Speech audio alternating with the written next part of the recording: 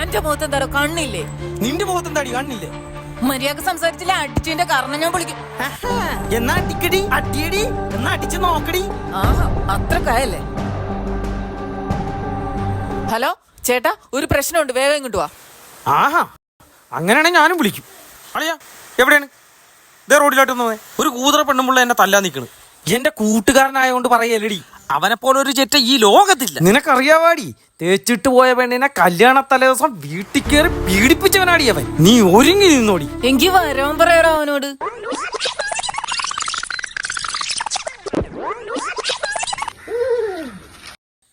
അളിയാ